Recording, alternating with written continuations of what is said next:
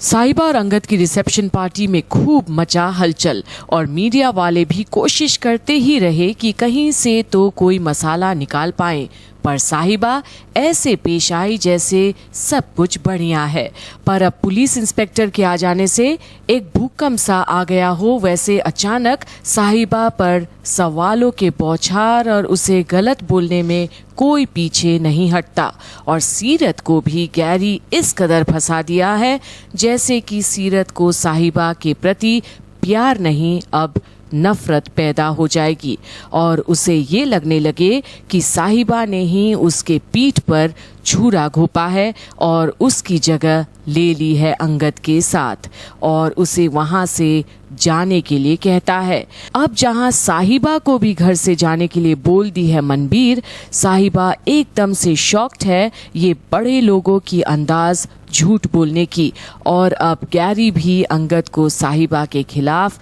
भड़का रहा है कि कैसे साहिबा एक मिडिल क्लास लड़की होकर अंगद और उसके परिवार को बर्बाद करने में तुली है और कैसे वो अपनी शान और शौकत ब्रार खानदान के सामने बढ़ा रही है। और अब अंगद पीता है इतना शराब कि वो अपना आपा खो बैठता है साहिबा के बारे में बातें सुन सुनकर। और क्योंकि उसने भी साहिबा को घर से बेदखल करने की बात की है परिवार के सामने, अब होश में नहीं है और जाता है सीधे साहिबा के रूम में पूरे नशे में और साहिबा को छूने की और पकड़ने की कोशिश करता है। पर साहिबा तो पहले से ही भड़की हुई है और अंगद से पूछती है कि वो वहाँ क्यों आया है और उसे जोर से धक्का देती है और अंगद साहिबा के ही बिस्तर पर जा गिरता है। और जैसे ही साहिबा वहां से जाने वाली होती है